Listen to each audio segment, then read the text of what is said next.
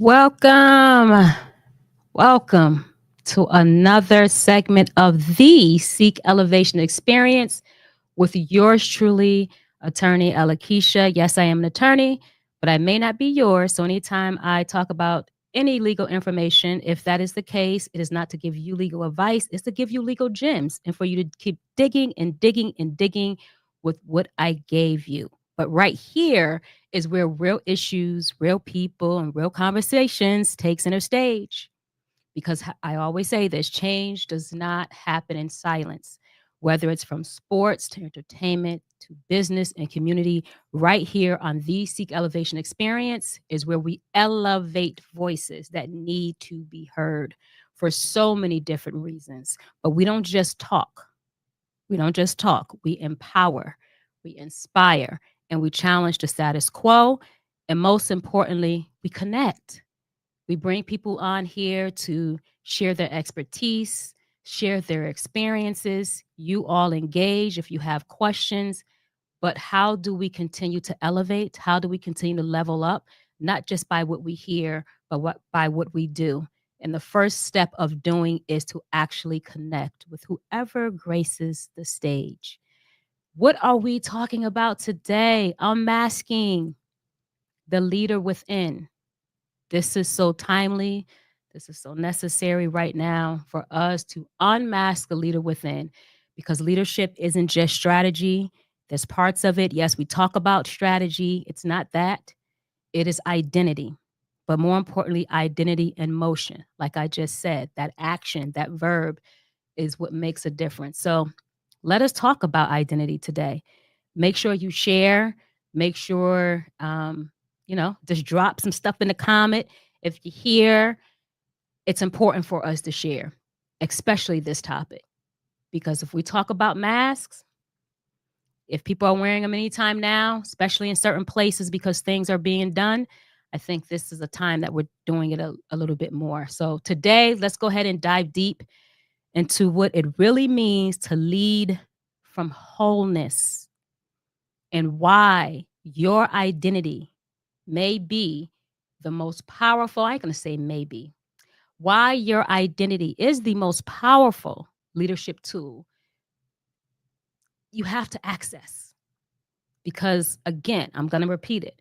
Leadership is not a strategy, it's identity and motion. So let me introduce our guest for today, our credible guest for today.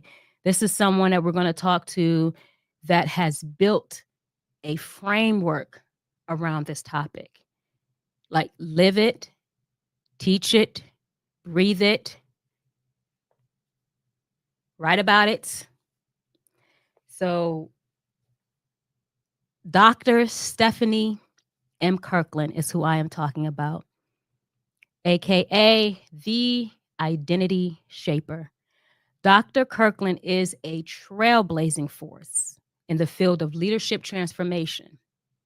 As an organizational leadership consultant, executive coach, instructional designer, keynote speaker, researcher, and author, as I just showed you, she brings a rare blend of academic depth and real world insight into every room she enters. And trust me, she be entering those rooms. A recognized expert on leadership, but more passionately and more intimately, Black woman in leadership as well. Dr. Kirkland has made it her mission to help leaders lead from their full, whole, entire selves, not just their titles.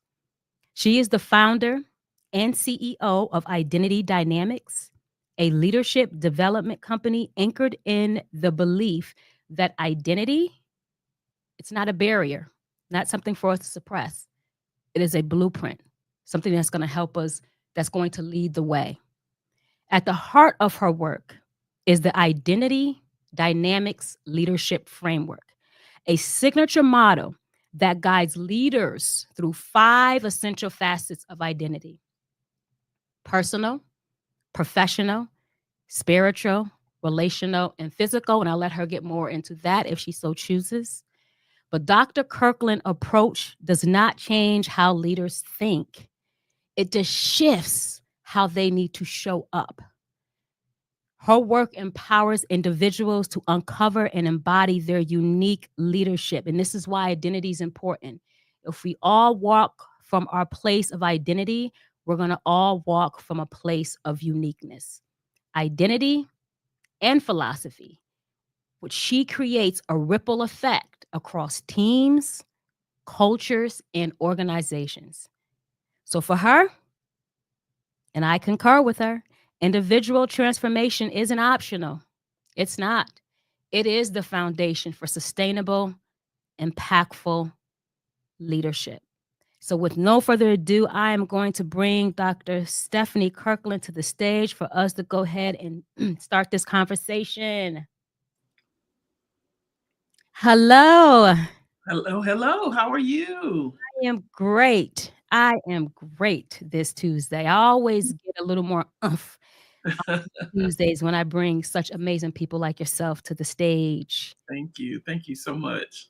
Absolutely. And what I didn't tell the listeners and the viewers is Dr. Stephanie, I am so honored to have been a part of a team that we're Mhm. both working together to continue to just elevate individuals and businesses. And Yes. we all brought our respective, expertise to that particular team. G-Men.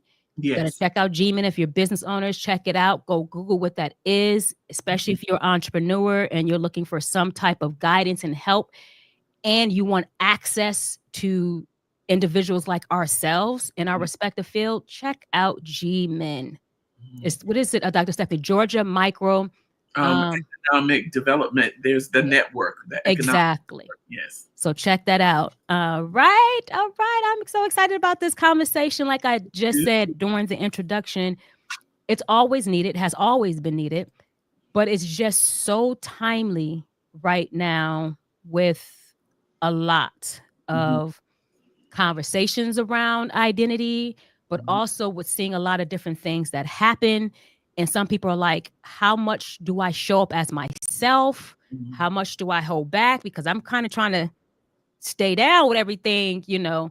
going on. But we'll get more into that. Before I do, I know I did the introduction, but I always like for my guests to come in and just share a little bit about themselves from their perspective, just so we can build that relationship with our viewers and listeners.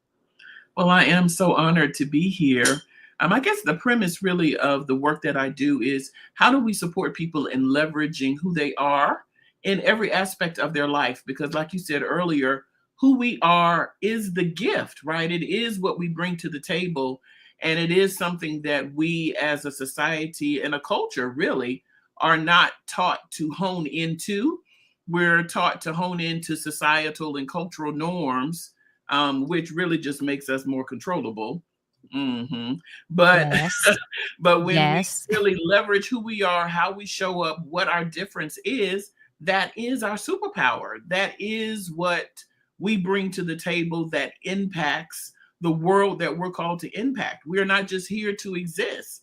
We are here to bring our message, our story, our lived experience, our perspective, our lens to every aspect of our lives because it is that, right, that we're Right. created to do. I need to hear your identity. I need to hear your lens. And I think sometimes we only look at the word identity as just meaning what color I am or what societal group or norm that I'm connected to.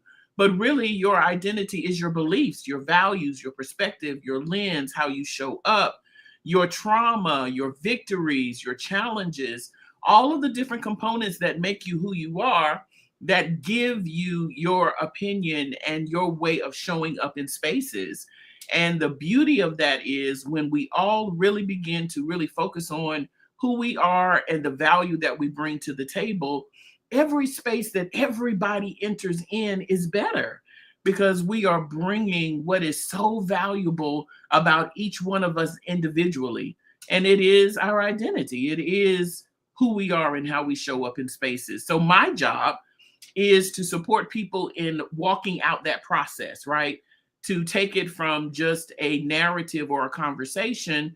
Now, how do we now walk this out? How do I build that? How do I now pay attention to that? And that's where the dynamics comes from in my name, because there's so many pieces that make us who we are. How do we bring all of those pieces together intentionally, not by accident, Right. but intentionally as we evolve and grow, and then intentionally impact with how we show up and who we are. I like how you said that identity is not just by what you see, Hmm. those measuring sticks of what you see, but also what you hear, Yeah. what you feel, because Hmm. all of that encompasses our identity and makes it very unique when we express it and Yeah. when we feel it. And I just heard something today actually Hmm. that I was listening to, and it what I was listening to has said he or she who controls the narrative controls reality. And Mm. so, to your point, social norms, right? That's one level of narrative. But Yes. then what you take on, if that becomes your narrative, then you are controlled at the micro level. So Ye- I love that you said that and you pointed that out. But I want to back up before I even get deep. We ready to go right into it because Oh, I said it is important now because yes. we're having conversations even about our mental health Hmm. um, in so many areas. We're having about mental health, and I love that, and I get it. But sometimes it seems like when we have the conversations, we're not drilling down to the core of those things that may be affecting the mental health, Right. and this may be one of those. So, what just inspired you? If you just go back, let's go back, Dr. Kirkland. Let's go all the way back. What Give us a little walk on your journey where you started to get this relationship Hmm. with the importance of identity because there's something about that that made that stick with you. So bring us back a little bit. Well, it really began with my own journey, right? My own questioning of myself. Who am I? Why am I here? And why does this matter? I've done what majority of people do in our society. We allow our grooming and we allow other narratives to control how we show up and what that looks like. I was mother, wife, friend, entrepreneur, on the choir, Sunday school teacher. I mean, all of these different identities, right, were becoming the scope of how I was showing up in spaces. And I just stopped and I'm like, is this it? Like, is this what living is? Me just fulfilling all of these roles and responsibilities? And I really started to get frustrated. I'm like, it's got to be more than this. This just can't be purpose, right? This role, this isn't purpose. And as I began to really just kind of dig into my own journey of really wanting to show up in purpose, really wanting to be impactful, really wanting to know what I thought and what I believed and what that looked like, and no longer allow outside narratives to dictate to me what that was and what that meant for my life. I really just, really seriously just stopped. I started making different decisions. I started asking myself that question. Well, what do I believe? Well, what does that mean? Where did that come from? Do I want to keep that? Is that really my perspective? Is that my mama talking through me? Is that, that trauma or that bad experience that now created this narrative? Do I want to live like this? And the truth was, I just wasn't fulfilled. And it was like I had made a decision. I am no longer going to live my life not being fulfilled. I'm just too old for that. Yeah. I need more. And when I really started giving myself permission to say that this wasn't enough, and it wasn't a judgment against the life that I was living a great life, having great family. That wasn't it. It was that I knew something was missing and my voice was not a part of how I was showing up in spaces. I was primarily showing up in the way that other people needed me to show up, not in the way I needed to show up. And so when I started going on that journey, started doing that work, started being able to answer those questions, then I was watching TV one day and I saw this show on television, and I think it was I forgot her name, but she was doing a series on Noah and the Ark. And you know how you watch TV and you by yourself and you go, man, that was good. Now that was good right there, right? And it was like, so what is your message? What is it that you speak? And I kind of paused and I was like, what is my message? I say a lot of things. Remember, I'm wife, mother, friend, sister, all of these different identities or all of these different roles and responsibilities that I took on as my identity. And I had to step back and say, you know what? I don't know what I speak. And so that conflict really began to touch what was the fulfillment? What was the message? What is the message that my life is called to speak? And so my victory, which was this conversation around identity, began to be the message that I began to speak to others. And I began to just start sharing. I started doing, classes with people who were asking me questions about their journey. They started saying the same thing that I was saying, right? Like, I don't know who I am. I don't know who I am outside of roles and responsibilities. I don't know what I like. I don't know, what I enjoy.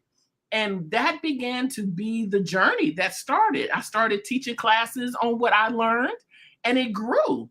And then what I noticed was leaders started showing up in my spaces, whether they were emerging or whether they were women who were already in leadership roles and really were beginning to be able to ask the question, child, I don't know who I am either, right? Because now it was a safe space to say, you know what? I do need to ask that question. I am tired of just being what everybody needs me to be and not who I need to be for myself first, and then allowing that to be how I impact everything going on around me. And so that was the journey of this conversation around identity. So, what was it that, because you mentioned you had all of these titles, Mm-hmm. but in all of the titles, there still wasn't an identity. So, our viewers and listeners, should they be considering if they feel lost anywhere that it's titles that is causing that gap with identity, or possibly titles that they're just taking on that may not fit with what's inside them? So from you though, what is it there as far as identity versus the title? Because roles and responsibility is one thing, who you are is something else. Roles, responsibilities, we all have, right? We all find ourselves with the responsibility of the roles that we have decided to make a part of our lives. But that is not who I am. I'm Stephanie, and now I have made a decision to be a wife.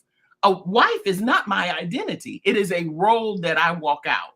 Oh, I'm a mother, but I'm still Stephanie. The motherhood is what? A role with responsibilities that I have chosen to walk out. But that is not who I am. I tell people all the time, if it can be taken away, it's not who you are. I'm going to say that again. If it can be taken away, it is not who you are. So then you have to back up and say, okay, what are roles now?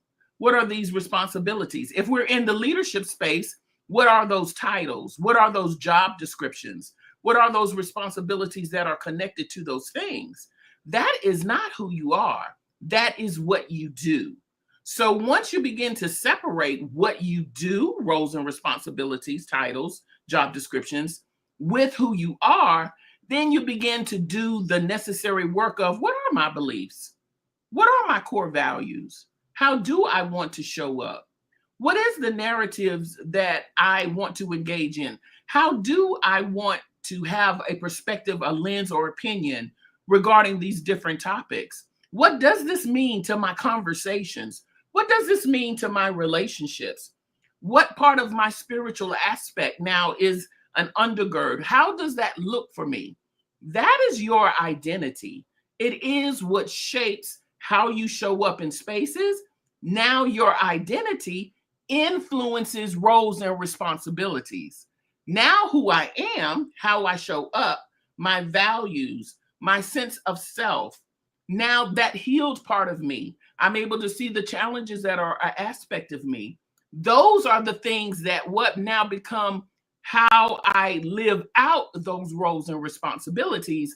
And that is intentional.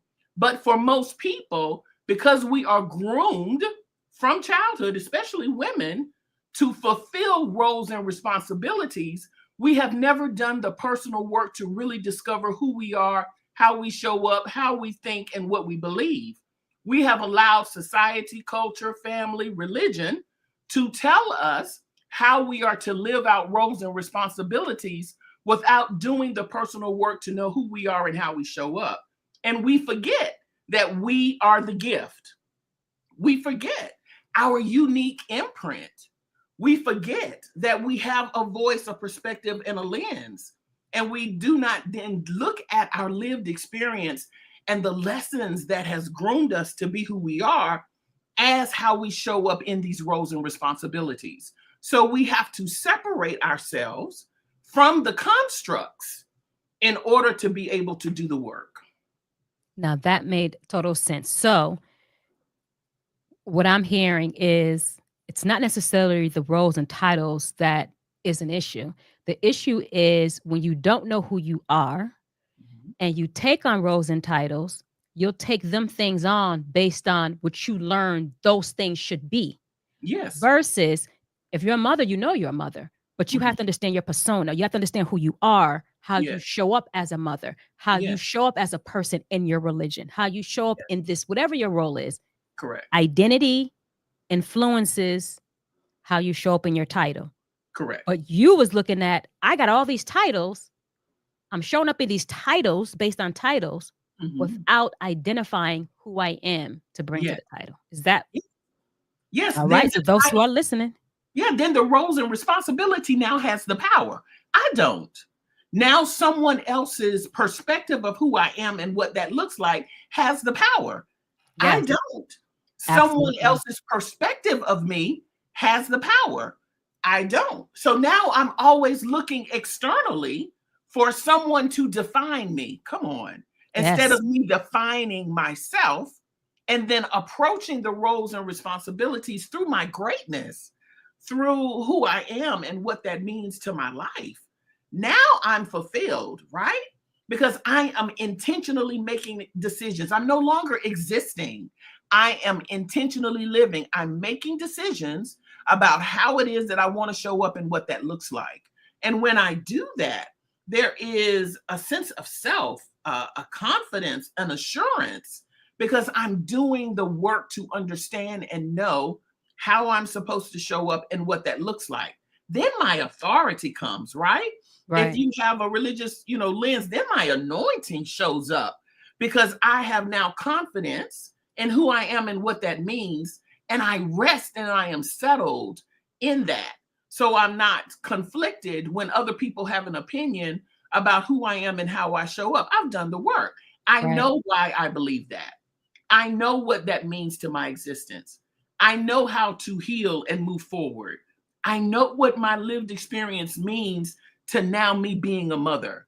I understand that responsibility is not my primary objective as a mother.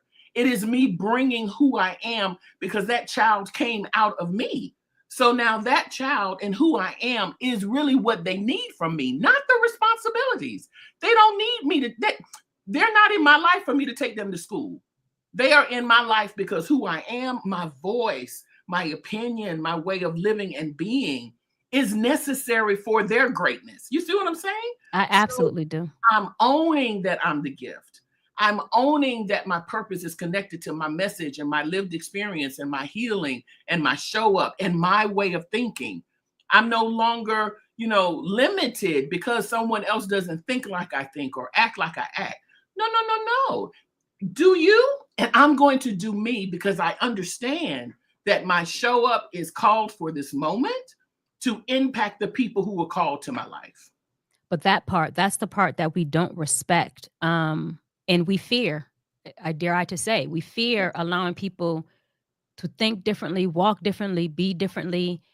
And so I don't know if it's a mirror on ourselves, if it's because we don't know who we are. We feel like everybody's supposed to be the same, who we're told we're supposed to be. So that is huge. But before I get to the next question, you said something that was profound, especially as being a mother and how you show up, what you're supposed to do, not supposed to do.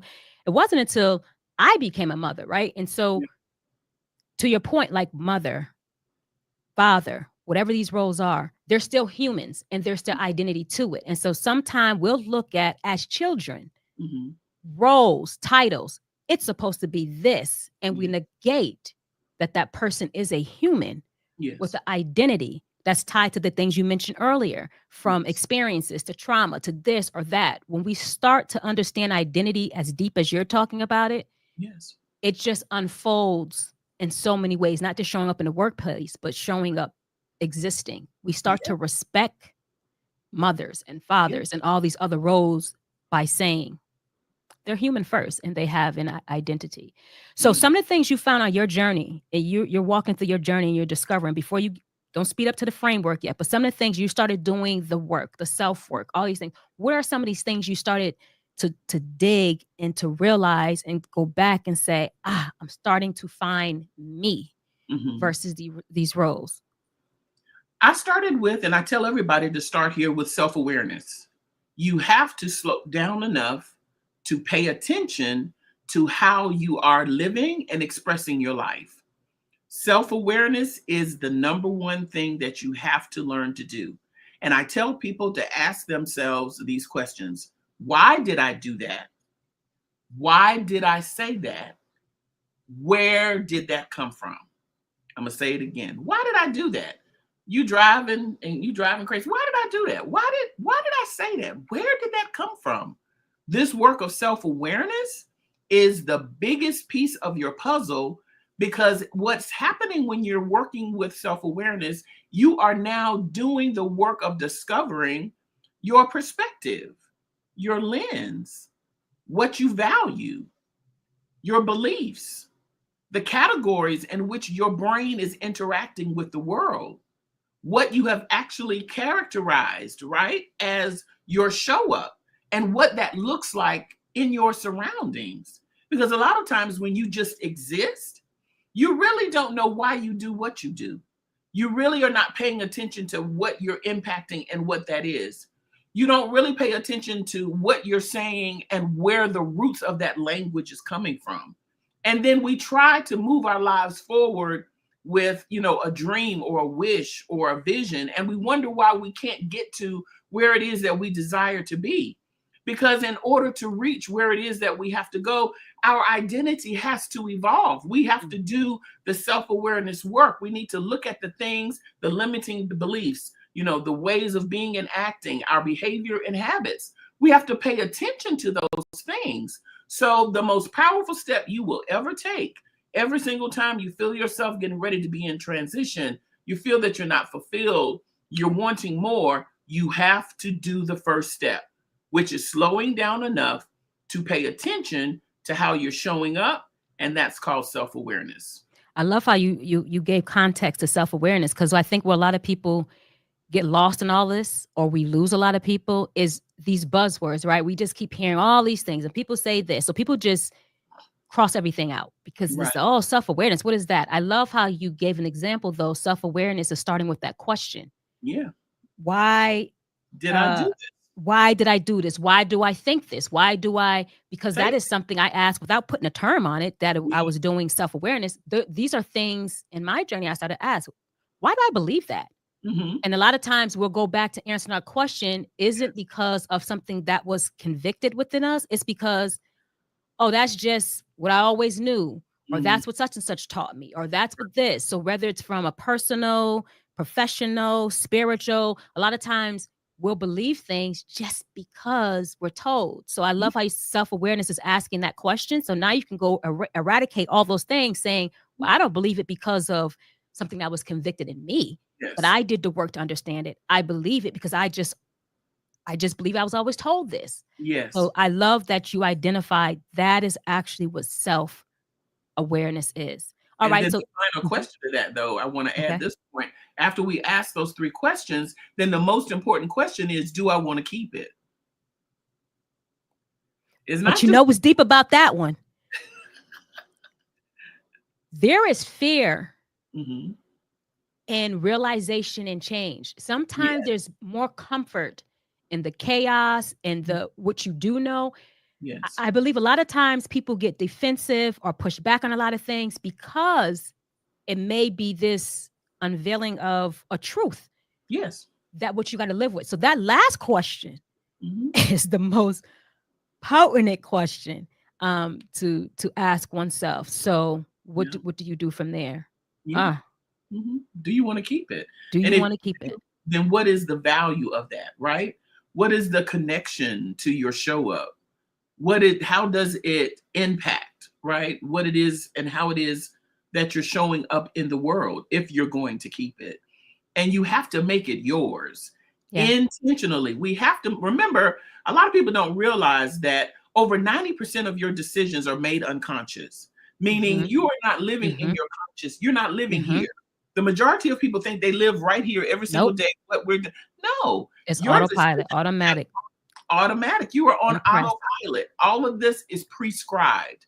So you are literally, when you're doing the self-awareness work, going back into your brain and rewriting those synaptic connections, right?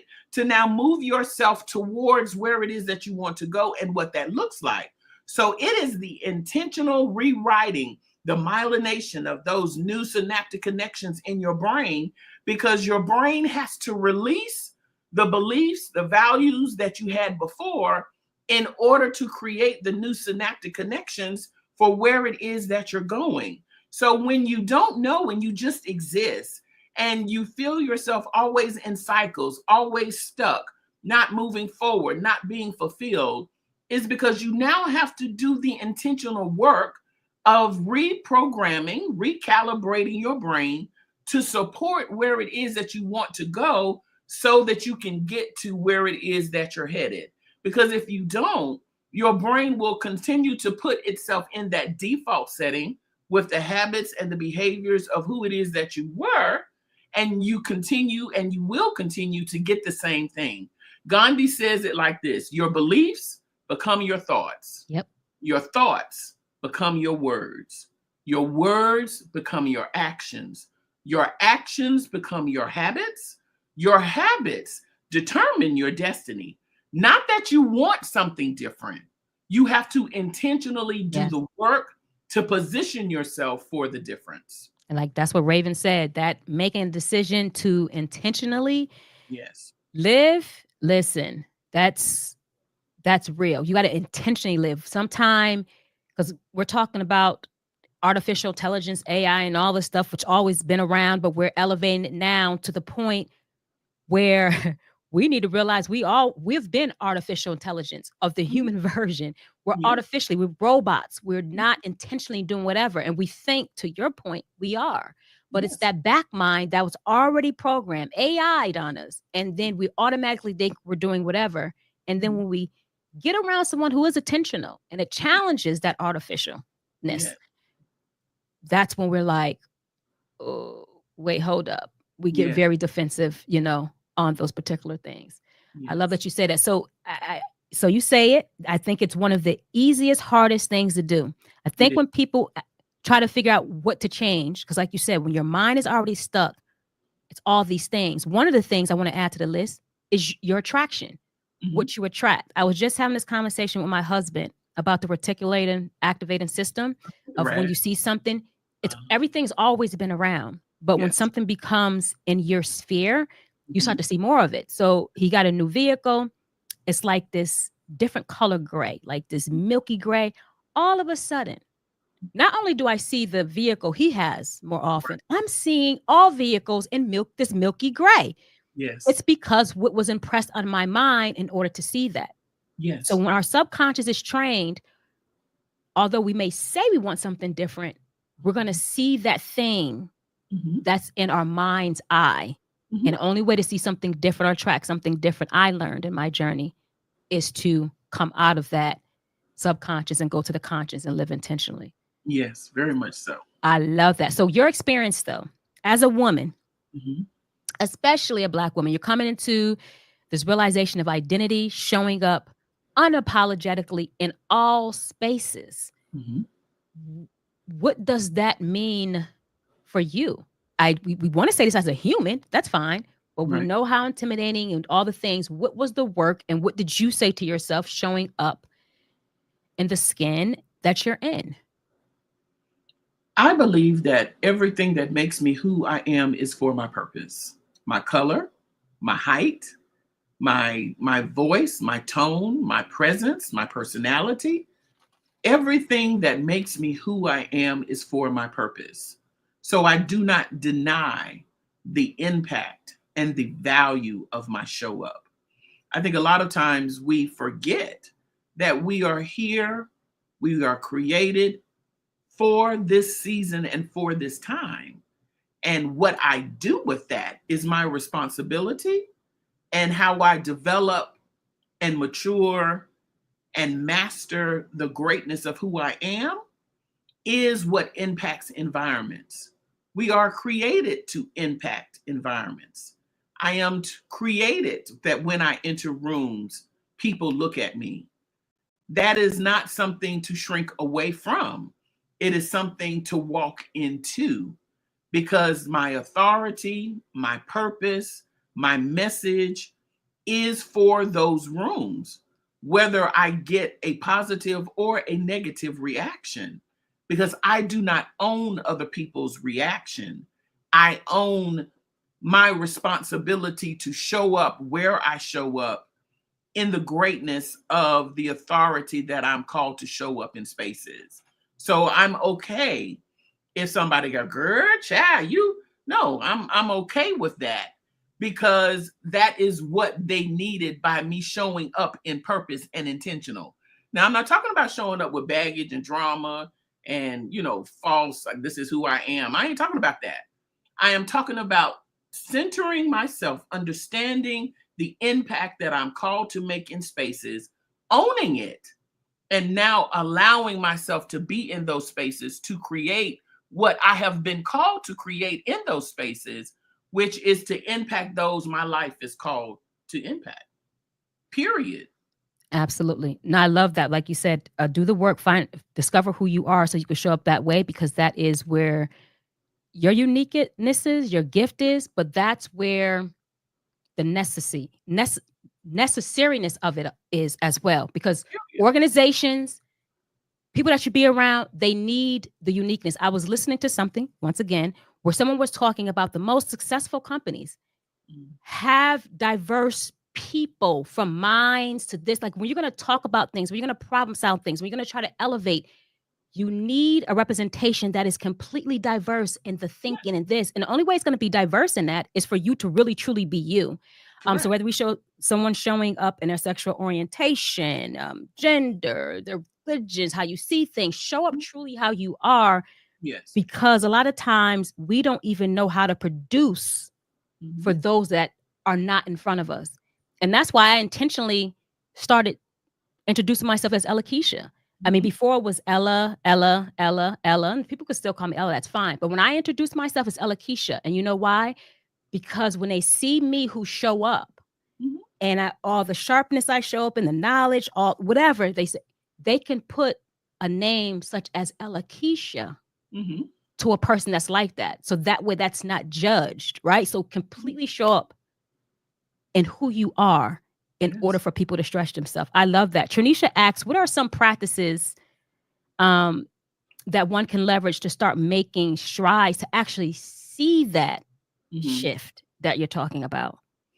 It's making different decisions once you do the self-awareness work, with understanding where it is that you're going, and then looking at the difference between where you are and where you're going. Stephen Covey has this conversation of beginning with the end in mind. So where is it that you're going? And then where are you now? And what's in between is the work that you need to do in order to walk in where it is that you need to be. For example, I was working on integrity. That was one of the values that I wanted to be one of my core, that I function in integrity. And one of the lenses of integrity is you do what you're supposed to do, whether someone is looking at you or not. That's the scope, the definition. I did that work. What is the definition? What does this really look like? How am I going to show up in this? So at the grocery store, Ella Keisha, you know how you go and you got the cart. Now I like Aldi's, and they ain't got nothing. No.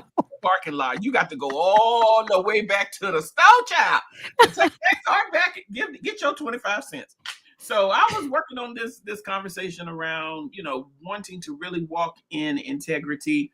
And I was at my car, put my groceries in, and I looked at the cart, and the cart looked at me, and I looked at the cart. The card looked at me and I heard in my heart, you said you wanted to walk in integrity. So you know what I did? The practicality, I walked that cart back to the grocery store. And then when I walked it up there, I was irritated. But then when I turned around, I checked my attitude. Because why would there's no need for me to have an attitude when I'm cultivating, right? A core value that I want to be a part of who I am and how I show up. Integrity don't have attitude about doing the right thing. So I checked my attitude and then I walked back to the car because that was the practical application of me doing the work to see the shift in my own life. So I practiced it. I practiced what I wanted, which was to elevate integrity in my life. I saw where I was. Honey, the old me would have left that car right there and made sure nobody could hit it. And I made a decision in the middle about what that looked like in my everyday life.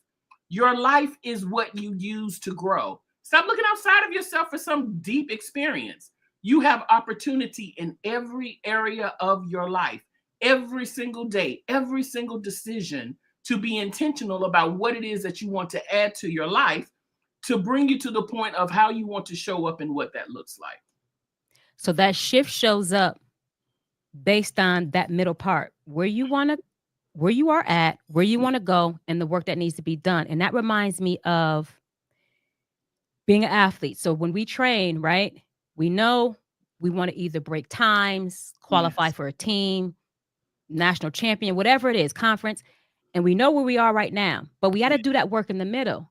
Yes. And we do the work and we'll go compete weekend after weekend after weekend. And we may not even see the qualifying or the level in which we want to attain at that time. But we're doing the work. We're doing the work. And then all of a sudden, because we stay on doing the work out of a time when we don't realize it, we now see the shift. And it's the least time we expect it. We'll run and we're like, it was because of the work. It wasn't at a time that we may have sometimes we write stuff down. It don't work. We stay with doing the work. Yes. And then all of a sudden a shift happens. So that's immediately what I thought about when you talked about where you are versus where you want to go. But the shift happens in staying consistently and doing the work. Even when we get agitated, because you said that's not it. It's okay. You get agitated, but guess what? I recognize it. Yes. I give it its space and its place, and then I shift. We train. We may hit hurdles. We may, not hit markers when we're running, but we stay with it and we do that shift. Yeah, and give yourself, like this person said, give yourself grace. That's what I'm about to say. There is no judgment. There is no judgment. This is work. Recalibrating, creating new synaptic connections is work. There will be challenges. We have to redefine what challenges is. We need to redefine what we consider to be failure. We need to redefine what it means to not get it right all the time. Those are not aspects of something that is negative. It is a part of the process. Like you said, sometimes you're going to fall. Sometimes you're going to scrape your knee. Sometimes you're going to have to, but you get back up, you recalibrate, you see where it is that you can do something different, you identify it, and you walk in it. And I know somebody's like, God, that's a lot of work. But what else do you have to do but become your greatest expression? What else is there but to be the greatest expression of yourself, to impact the way your life has been called and ordained to impact in the earth? You are here for purpose. The work that you do and the mastery of self gives you the authority and the power and the sense of self to create the impact you are called to create. This is not a one-time hit or quitter. You're going to be evolving for the rest of your life till you die. So this growth, this process, that grace, the shift, the paying attention is just a daily habit. It is a daily understanding. And when you do this work and you make it a part of your life, then you're okay with being uncomfortable. You're okay with knowing that, this change is not going to make you happy at first because you're dealing with changing things that's going on in your brain. You're going to feel the resistance. Right. Settle that. Your amygdala is going to throw up them red flags. Settle that. Know that it is a part of the journey. It is a part of the work, and it will get you to where you want to go if you're intentional. And then it becomes a habit. I'll be honest with you, a person who been stuck in so many areas, so many times, different times. I would say it's more work Mhm. accepting to be stuck. Yeah, That it's takes nice. a lot more It is work to navigate the pain, the frustrations, a lot. It's heavier. You might as well, if you're going to choose something that you're going to put a lot of energy and effort into, for me, it's not mhm, into trying to how to figure out how to navigate this space of mhm. pain. It's Right. more into how to navigate the space of gain. Mhm. So I rather put work into that. But to your point, you hit your knee. Those failures, because you said redefine it. Those are Yes. places to learn how to do better. I knew to tuck that knee a little higher. Yeah. You know how to take those steps a little better. So those things are not. I like how you said redefine what failure is. They're lessons, and Yes. it's all of us. I can say safely, I think, have Mhm. learned how to do things better in those spaces of lessons. Yes. This 1000%. Okay, so what do you see as the biggest misunderstanding or gap on how, whether it's leaders in the workplace, leaders in our life, on how we're expected to lead and show up? What does that even mean? Talk about redefining words. What does lead mean? Mhm. Before we even talk about that gap, is it leading ourselves? Is it leading in your true, just showing up who you are that's leading? Like, what is your definition of lead? And then that question, what's the biggest misunderstanding or gap in how we show up? I think they're both the same. Is the eradication of self. It is allowing job descriptions, allowing other people who are successful at doing what it is that you want to do, not leaning into and learning about yourself and just taking on other people's identities, other people's ways of doing things, not using them as tools of learning about yourself, but just adopting them as your way of being. The biggest issue with the lead is forgetting yourself. The biggest Mhm. gap is forgetting yourself. Because if you forget yourself, all you are is becoming a carbon copy of the normalization in those spaces. And you lose what makes you unique and valuable to those spaces. Part of my research was asking African American women who were successful before we even started talking about DEI. I Right. did that intentionally. How were you successful? And every single woman, Lakeisha, all of them said, I know who I am. And this is the most important part. And I'm willing to deal with the consequences of that. Mm,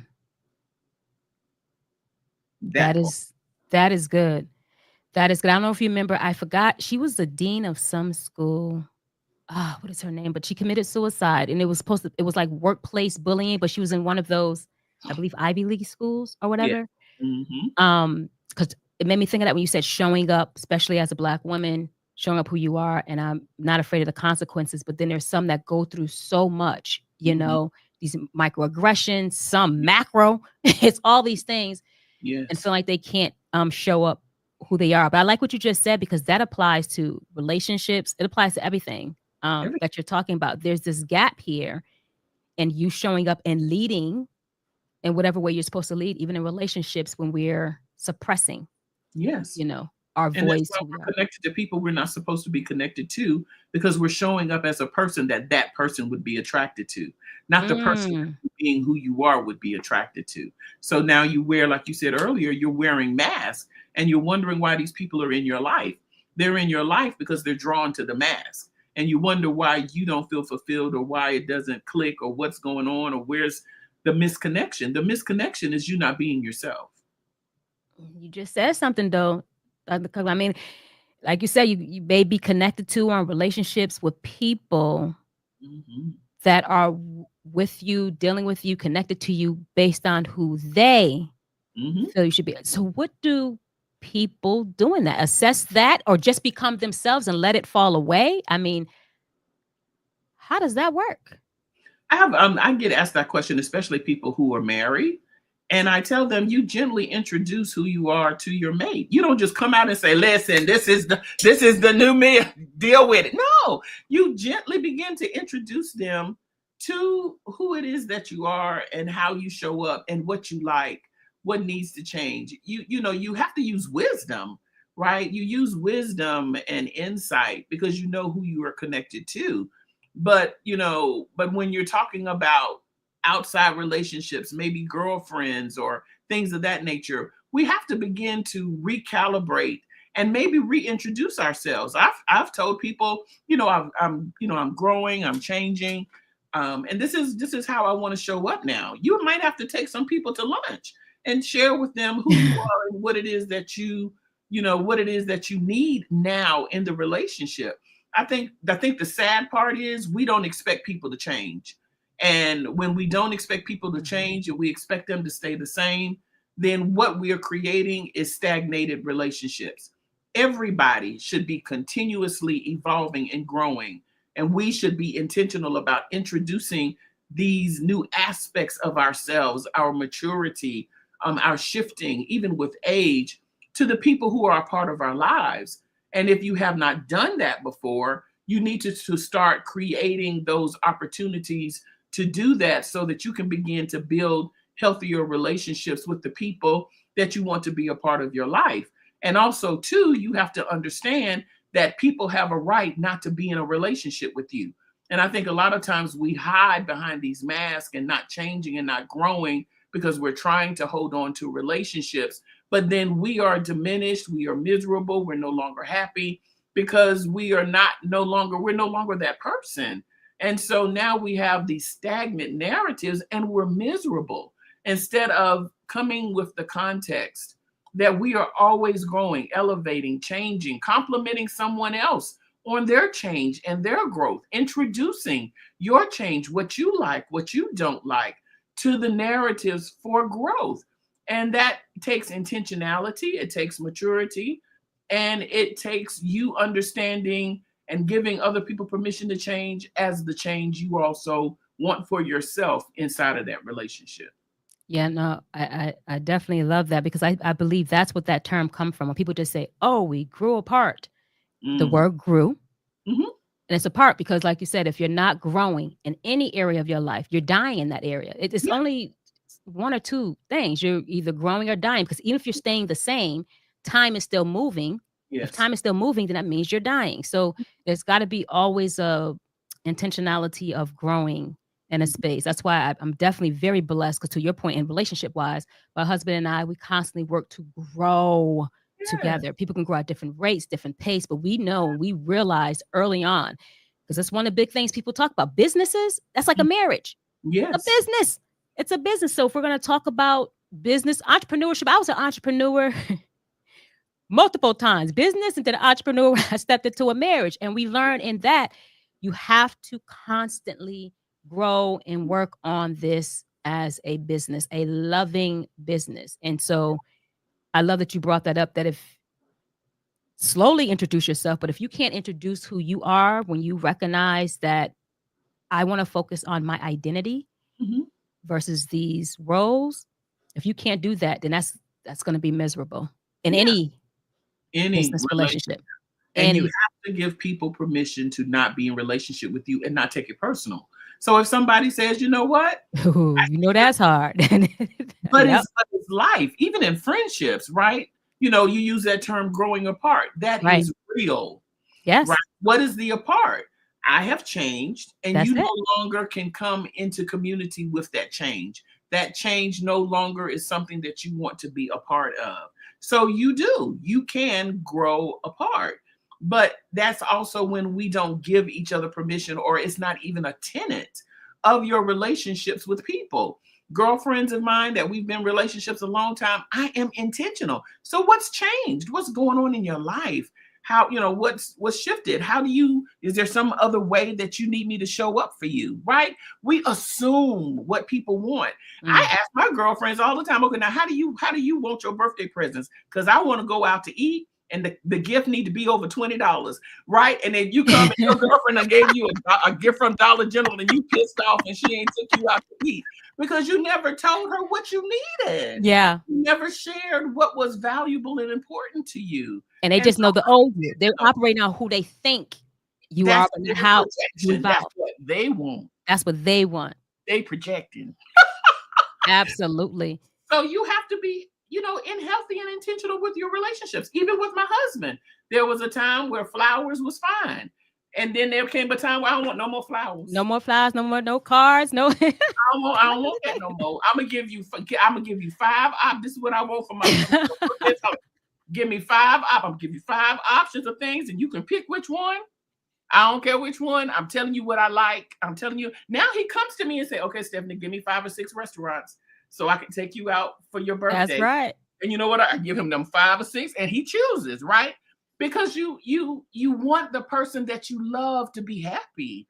You want the person that you love to feel appreciated and honored. So you do those things that make them happy. And if that's what you want me to do, then I'm going to do it because I love you and I want what you want for yourself. And that's just another way of looking at relationships and not making the relationship about you, but being intentional and making it about the person that you love. Well, that's why you even lose out of marriage, you lose family members. Like Yes, people stop talking because people don't yes, respect who I am now. I don't care yes. who you thought I was or who we This is grew me. up to be. This is who I am right now. And so now you have family members that don't talk because, oh, you think you that. No, I know I'm this. I know who I am. You have to understand Yes, I don't care what I tolerated before, what I accepted before, what I did before. correct. I'm showing up who I am right now. And yeah, This is what I need. yeah. So we challenging that status quo in this conversation right here already. Talking about you have to give people like, okay, whatever. So what is your identity dynamic leadership? What are those pillars and how can it be applicable in life, business? Like kind of break down those identity dynamics in a summarized fashion. Well, I think a good way is to do it through the lens of the book, where there are 12 lessons, right? It is a beautiful process to help Yes, ma'am. people to support in asking, what are these questions that I need to start asking myself to begin this journey? So, lesson number one is the room is crooked, right? So, it's how we understand environmental narratives and systems and how they impact our lives. So, how the book is set up is the beginning of the book is a story of someone who has actually walked out that lesson, and then you see their journey, the steps that, the things that happen in their space. Then I come back and bring you a little theory, or maybe it's music or a book or some other evaluation of that conversation. And then after that, I talk about my own journey with that lesson.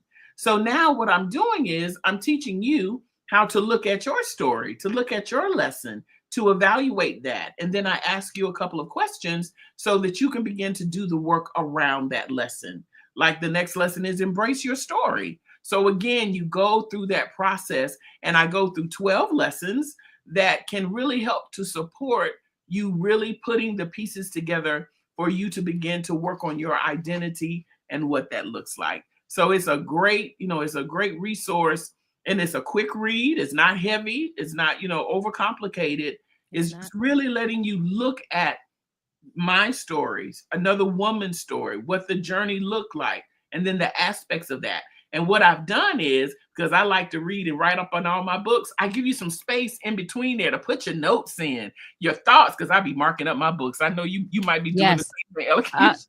oh man. Circle, mark, Uh-huh. circle words, write things next to it. Yeah, And then I also tab things up. So sometimes, because I don't just pick up a book and read it one time, you can't. go back to it and say, this is where I want to go back to, and just eat on that and Yeah. digest that particular thing. Mhm. Um, So I call it a Absolutely. living guide, right? It's alive because it's Yes. you connecting to, how do we do the practicality of this work and what that looks like on our journey. So those 12 lessons is just a beautiful way to start the journey, to start the process. It's what you would do every single time.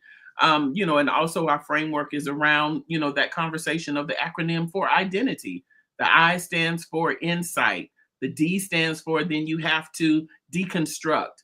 Next, is the E, which is, IDE, which is empower. The N is you begin to navigate. So each one of those letters, transform, trajectory, input, yield, all of those letters actually show you what's actually Mm, happening as you're working through the lessons and moving your process forward to do the work. And that's what I want people to understand what I'm telling you. This is not just theory. I am teaching you how to do the work necessary to move your life forward, to walk in the fullness of who you are and how you show up so that you can have the impact that you want with your life. And the words you just said over and over is work. It We is. have to do the work. And it doesn't, it stops at some point feeling like work and feel like a habit, like you're just It's a doing part of things. who When I you started are. working out again, it felt like work. Mhm. And then it was like, oh no, if I miss some time, I missed it. I gotta go. It's like a habit. It's something that you do. You have on here, self-care is not optional. It's not. Well-being is essential. And here's Mhm. a quote: caring for myself is not self-indulgence. It is Mhm. self-preservation. And that is an act of political warfare. Phew. Yes. Yes. Whoa. That Yes. is an act It is an act. of political warfare. There is a conflicting war. So you have to decide which giant Yes. you want to feed. And one have already involuntarily been fed. Mhm. So it feels like whatever, but we can win. We may lose different battles, but we can win the war if we start feeding Mhm. the other one that was suppressed. Yeah. And don't I make love it that. overwhelming, just a little bit at a time. Yeah. Just start today with one thing. What is one area you want to work on? Just start with that and just do the work. Walk it out. Don't rush it because as soon as you do that work, it becomes the imprint. It becomes a part of who you are. It will become your new default and you move on to the next thing that you want to work on. I love you. Bite size. And I think that's where a lot of us give up on things too. We jump into something where it's like, oh, full And it's too force, and I got to much. do this. We're doing And too much. we're doing too much. Like I just brought up a minute ago with me working out. I start off with, I'm only doing one exercise each session. I'm not doing this whole, like when I was an athlete, 5 exercise. I go in, I do my cardio, pick one exercise. Is it squats? Okay. And all of it compounds. Yes. It continues to compound. So I totally agree with that. Get past that Yes. old thought process. People say, pick something, master that, drill it down, and then continue to add on. And to be honest with you, that add on becomes easy because you already mastered something. You're waiting for something else in that Yeah. spot, or it shows up Yes. in that Yes. particular spot. And just Wow. ask yourself the question. It will show up. Your brain will tell you in your heart, Yeah. you'll hear it. What is it that I need to work on? And it'll come up and you'll be like, say what? Yes, that. Move to it and do the work because your belief for what you want, that reticular activating system, will alert. Your amygdala will alert that your belief, your new belief with regards to where you're going, has a conflict. There is something in the way. And that thing that's in the way is where you start doing the work. I love that part. I wish I could have recorded that, put that on my thing. I would have pushed it. Yes, that. Do that. That was so. What are some any highlights, any specific examples you've seen some leaders who actually took this and transformed? Like Mhm. it wasn't just a quick win, but it was a full transformation Yes. in their full identity and how they lead. Is there anything you can share with that? Yeah, I had one of the ladies who took when I was doing my doctoral work and I did a curriculum for them to train. And she gave me her testimony and she said, and it's in the book, and she goes, Stephanie, there was a time, this is a Black woman, that I would have not spoken up in a meeting. She said, but after doing your training and understanding who I am and my show up and that I'm in rooms and spaces intentionally and on purpose, she said, and I spoke up for a woman who was being disenfranchised in a space. It was a Black woman who was getting ready to go for a promotion, and so they were having a meeting. This particular woman was the only other Black woman who was in the elevated leadership dynamics. And one of the ladies said that they think that she would be stressed because they saw her cry one time, and so this the lady said, but really she really wasn't crying. It was just one little tear, and she walked out the room. And she said she remembers that they had another supervisor, a white woman, who cries all the time. And the board had actually said that they were, as the leadership team, to make time for her to help support her in her supervision. So she said she just felt in her heart that she needed to speak up.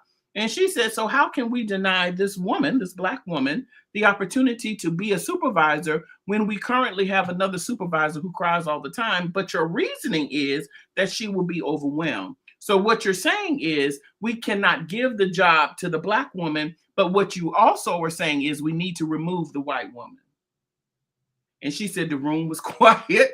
She said, and Stephanie, I don't speak up. She said, I never did until I took that training, understanding the impact of why I am in the room, that I am a representation and advocate for those who will not be seen and who do not have a voice in certain spaces.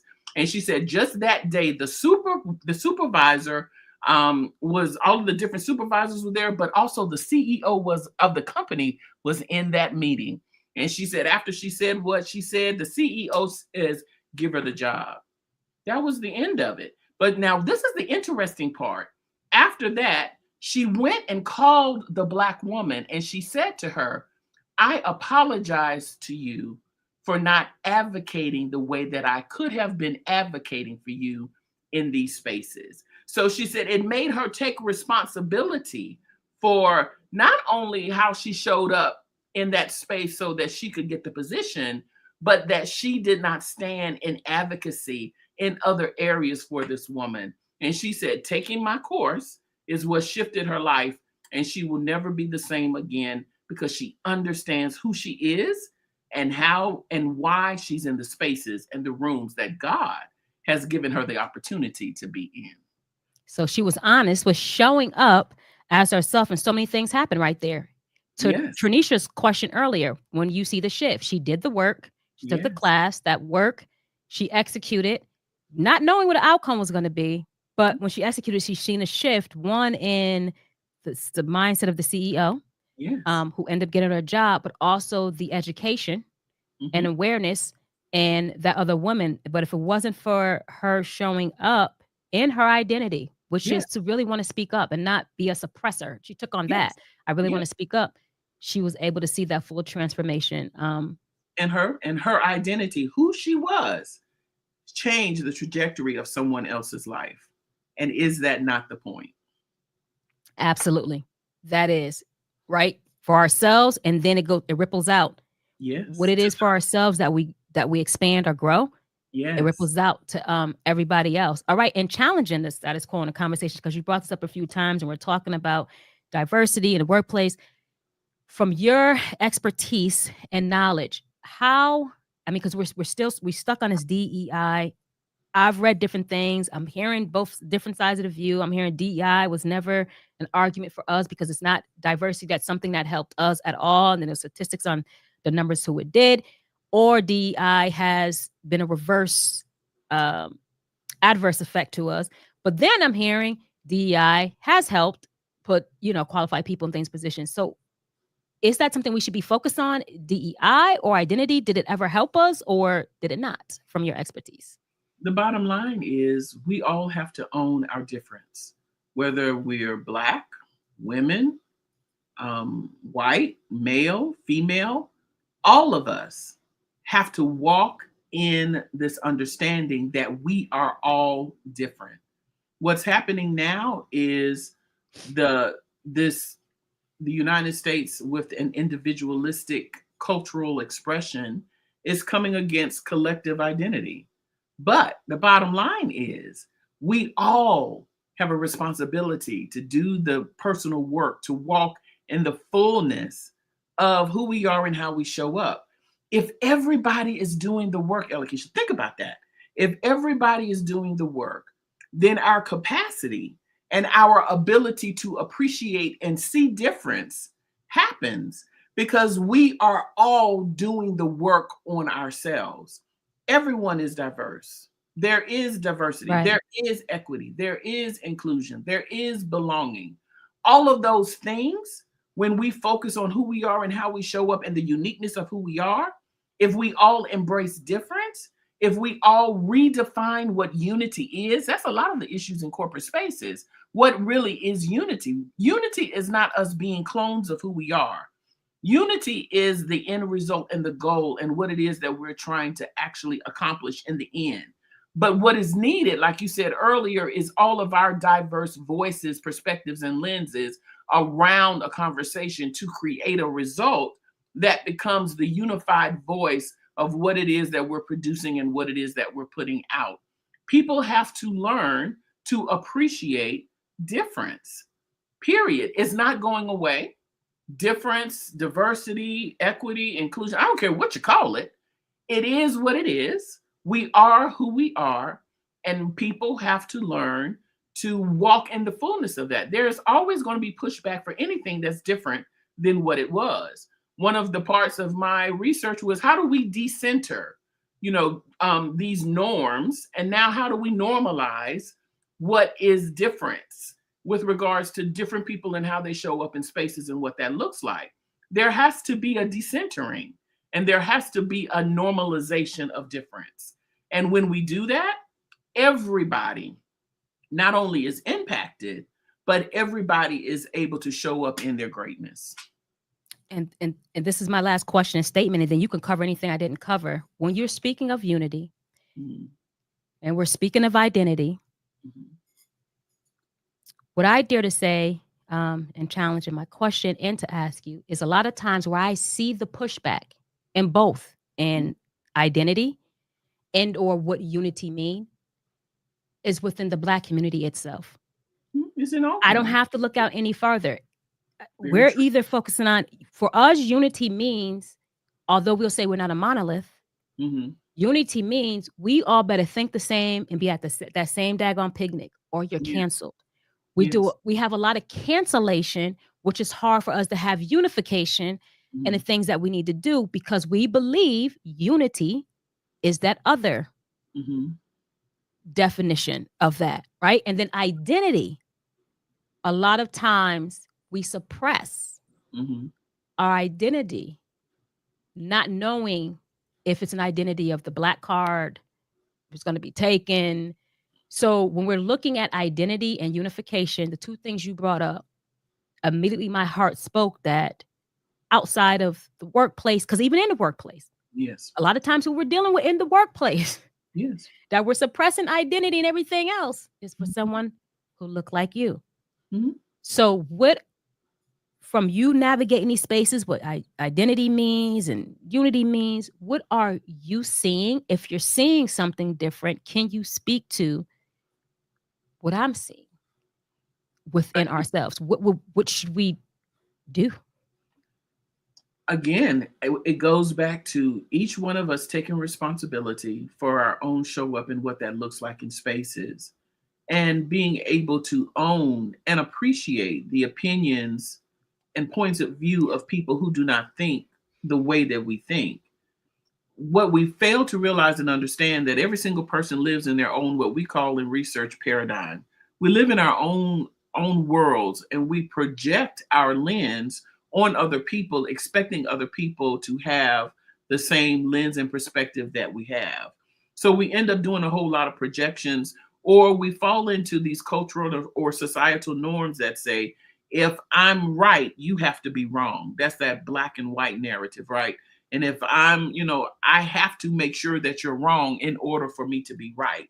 And it is people not really understanding the nuance of community, the nuance of perspectives and lenses. And so we end up not only projecting our own way of showing up and being onto others, then we turn around and we need, in order to validate our positioning, for someone else to be wrong, not thinking that in nuance, more than one thing can be right. And we don't like to say that. We don't like to live in gray.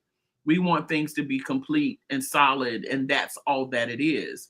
And so then we find ourselves battling each other, like you were talking about in the Black community, because we're really not appreciating the fact that there is nuance, that there is difference, that we are not all the same, that there can be nuance, and that is what makes us beautiful, and that's what makes us a great people. And I think if we can get people to mature and understand and appreciate the nuance and difference, which is identity in all people, you will find your community who thinks like you think. You will find people who gravitate and have the same lenses and perspectives. But to say that everybody is going to think and be the same and act the same is a misnomer. And because we're requiring it, that's where I think a lot of the backlash and the clashing is coming from, because we don't believe that I can be right and you can be right too, or that there is nuance to what this conversation is and how we're showing up in spaces. Absolutely. And if the objective, the end game is the same, the other things could be respectfully handled. And I've just seen that just throughout our history period from leaders and everybody. Yeah. If only we understood and respected each person's identity that had the same intentional end game, Yes. so much could have been accomplished. And that's the danger in that. So, Yeah. is there anything I didn't cover that you want to actually cover when we're thinking about identity moving forward and being sustainable in it? Not short term win, but actually being sustainable. Do it. You will always be evolving. You will always be growing. It is the beauty of who we are as unique individuals. Don't run away from the challenge of doing this work. I say this all the time. What else are you doing? You are the gift. That's one of the lessons. You are the gift, not the roles and the responsibilities. You are the gift to impact roles and responsibilities. We need you. We need your voice. We need your lens. We need your perspective. We need how you view life, the world. Because when you show up as your greatest expression, it makes me better. It makes you better. So own the journey, do the work, take the steps, do the first work, self awareness. Why did I do that? Why did I say that? Where does that come from? Do I want to keep it? And as you begin to really do and hone in and walk through that, you will begin to see not only a shift in your life, but you'll begin to see why you show up. The way you show up is so valuable and important to the world that we're living And I think you summed up in a that's that one statement. We need you. in. We We need need you exactly how you are. you. So Yeah. that means be fully who you are. Don't worry about what people think about you, say about you. Do not isolate yourself because we talk about isolation as Yeah. this one thing, but you're actually isolating yourself when you suppress who you are. Yeah. And we need you. We can look in the sky, see clouds. I can say, "Oh, wow, look at that dinosaur I see." And then my G baby say, "That's an elephant." Uh-huh. And now all of a sudden I see the elephant. But if Yeah. it wasn't for the different views and sights that we all have collectively, we won't see more. Mhm. We all suppress it. So Yeah. that is absolutely amazing. How can individuals connect? You What's can the connect with me on LinkedIn, Dr. Stephanie M. Kirkland. I'm on Facebook, Stephanie M. Kirkland. I'm on Instagram, Dr. Stephanie M. Kirkland, or Identity Dynamics. You can also reach me on Woman Behind the Vision. It is the work that I do for executive leaders and women in leadership. I'm having a retreat coming on as a recharge retreat for women in leadership in October the 23rd through the 26th. If you're interested in that, please connect with me. I would love to send you the information. We're going to be in Kiowa Island this year. I take Ooh, leaders twice a year, every 6 months, because we need to learn how to rest and recharge. We just got back from Mexico. We went to Riviera Maya, Mexico in April. And so then we're going to Kiowa Island outside of Charleston in October. So we have to do the work. We have to come into community. And if the work that I do is something that you want to be a part of, I would love to be a part of your journey. and that's beautiful. And that's why we had another one grace the stage. Please all connect. These are all pieces of the puzzle for Yes. us to finally see our shift. Hmm. I'm tired. I know you tired. And when we all get tired or sick and tired of being sick and tired, we do what's needed. So all these puzzles I'm bringing, do Yeah, something with it. Today episode that it's listen. I want you to take away that first of all, leadership is more than a title, correct. as Dr. Stephanie said. It's more than a title. It's about you Mm, bringing what it is to those particular titles. yes. You are needed. Dr. Yeah. Stephanie also said that she wasn't judgmental against her life. So Mm, while we're in evolution, transformation, it's not about you being judgmental about your life. All those things yes. that you're going through are bringing you right to who you are Mm, supposed to come out to be. Do not be judgmental about your life. Take the evolution, the change, one step, At a one time. piece at a time. Yes. I wrote a couple of things down real quick. And then she also said that this is important. If Mhm. it can be taken away, Mhm. I'm going to slow this down. When you ask yourself about who am I? Mhm. Who am I? If your answer is something that can be taken away, it's not who you are. Mhm. So ask yourself, do the work. Again, you are the gift. You are needed. And if you want to see that shift, Mhm. know what's going to happen for what you're doing in the middle. If you want to see the shift from who you are to where you want to be, know that that answer, the lessons, the love, Yes. all of that is in the middle. So it's how you think, how you show up, how you shape the world around you. And it all starts with you knowing who you are. Do that self-awareness work.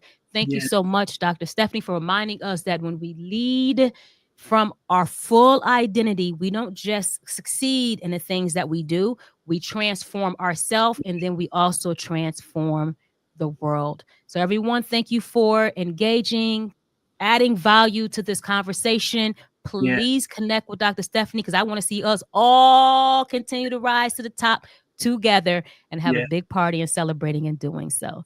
So until next time, keep elevating peace and progress to you all. Yes. Dr. Bless. Stephanie, you stay right there.